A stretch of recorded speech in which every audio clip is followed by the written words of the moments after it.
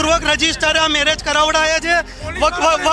વકીલના કપડાં પહેરીને એ લોકોને મેરેજ રજિસ્ટર માટે બોલાવ્યા છે અને મુસ્લિમ જે છે રજિસ્ટર એને પૂર્વ આયોજનપૂર્વક સૌ કાવતરે કરેલું.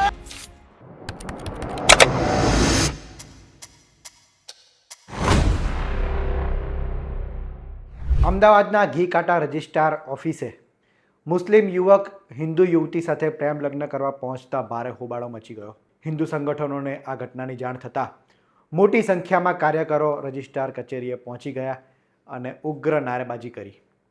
નરોડામાં રહેતો સલમાન મંસૂરી નામનો યુવક 4 મહિના પહેલાં હિન્દુ યુવતીને ભગાડી ગયો હતો અને આજે લગ્ન નોંધણી કરવા માટે તે ઘીકાંટા રજિસ્ટ્રાર કચેરીએ પહોંચ્યો હતો.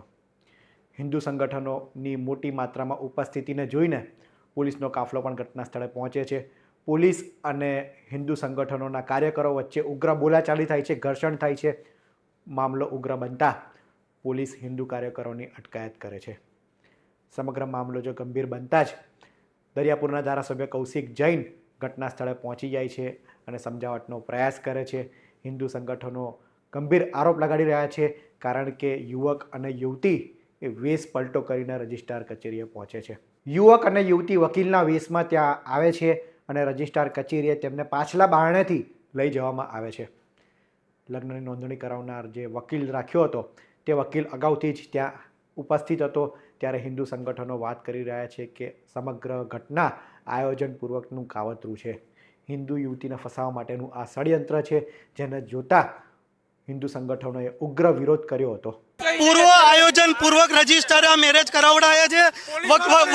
વકીલના કપડાં પહેરીને એ લોકોને મેરેજ રજિસ્ટર માટે બોલાવ્યા છે અને મુસ્લિમ જે છે રજિસ્ટર એને પૂર્વ આયોજનપૂર્વક સૌ કાવતરે કરેલું છે. આ રીતે થશે અને વકીલોની ખોટી રીતે રજૂઆત કરીને અહીંયા હાજર થશે તો અમારું બાર એસોસિએશન એમને નહીં ચલાવે અને જ્યારે બી આવી રીતે કોઈ આવશે તો અમે હંમેશા એના વિરોધમાં રહીશું અને અમારા બાર કાઉન્સિલમાં બી આ વિશે અમે ફરિયાદ કરીશું અને એમના વિરુદ્ધમાં અમે અહીંયા ફરિયાદ લેવડાઈશું. રજિસ્ટ્રારે પણ એક એપ્લિકેશન આપવાનું મેં કીધું છે કારણ કે પેલી દીકરી એડવોકેટ નહીં હોવા છતાં એડવોકેટનું વેશ ધારણ કરીને અહીંયા આવી હતી લોકોને ગેરમાર્ગે દોડીને એ હવે તો એનો પોતાનો વિષય છે. કૌશિકભાઈ, સ્થાનિક લોકો અને વકીલોનું પણ કહેવું છે કે જે અહીંયા રજિસ્ટ્રાર છે તે આ પ્રકારે અનેક લગ્નો કરાવતા હોય છે ને આ પ્રકારે લોકોને જાણ પણ નથી કરતા. એ બાબતે કોઈ જાણ કરી આપને રજૂઆત કરી છે? લોકોએ જે રજૂઆત કરી એ સરકારમાં હું રજૂઆત કરીશ કે ભાઈ જો આવું થતું હોય તો એ વ્યવહારિક નથી. રજિસ્ટ્રાર જે પણ હોય એના રજિસ્ટ્રેશન કરીને એના પછી 1 મહિના સુધી બાર બોર્ડ પર મૂકવું પડે છે અને ત્યારબાદ લગ્ન રજિસ્ટ્રેશન થતા હોય છે. તો આ કાર્યવાહી છે અને જો રજિસ્ટ્રાર આવું કરતા હશે તો સરકાર એના સામે કડકમાં કડક કાર્યવાહી કરશે. એક લેડીઝ અને એક જેન્ટ્સ બંને વકીલ ન હોવા છતાં વકીલનો કાળો કોટ પહેરી અને અહીંયા ખોટું રજીસ્ટ્રેશન કરાવવા આવ્યા હોવાથી અમે કારંજ પોલીસ સ્ટેશને જાણ કરતા તેઓ આવ્યા છે અને તેમની હાલમાં તેમના વિરુદ્ધ કાયદેસરની કાર્યવાહી કરવાની અમને બાંહેધરી આપી છે. હાલમાં જે કાળો કોટ પહેરી અને તેઓએ ગુનો દાખલ કર્યો છે. અમારે પોલીસ સ્ટેશનમાં પીઆઈને અને એસપી ચૌધરી સાહેબને રજૂઆત છે કે તેઓ વિરુદ્ધ કાયદેસરનો ગુનો દાખલ કરો અને એમના વિરુદ્ધ જે થતું હોય અમારે બાર કાઉન્સિલ ઓફ ગુજરાત અને જે એક્ટ છે એના વિરુદ્ધનો જે ગુનો દાખલ થતો હોય તે કરે.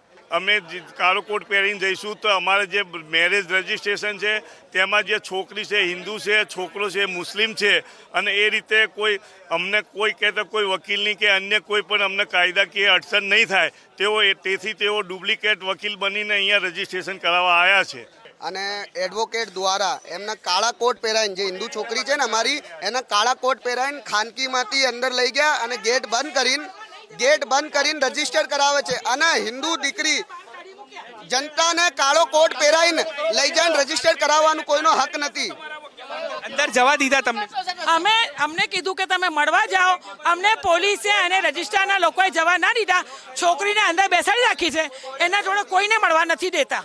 આજે કાળો કોટ કોઈ સ્થાનિક કોઈ લુખ્ખો વ્યક્તિ પહેરીને બજારમાં તોફાન કરશે તો વકીલોનું નામ ખરાબ થશે. આજે વકીલોને જાગવા જેવું છે કે કોઈ કાળો કોટ પહેરીને અંદર ના આવે. યુવક ક્યાંનો છે અને કઈ રીતે યુવતીને ફસાઈ?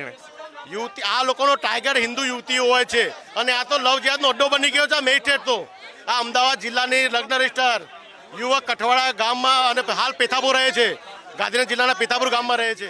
પોલીસ પ્રોટેક્શન સાથે બંને યુવક અને યુવતીને ત્યાંથી લઈ જવામાં આવે છે.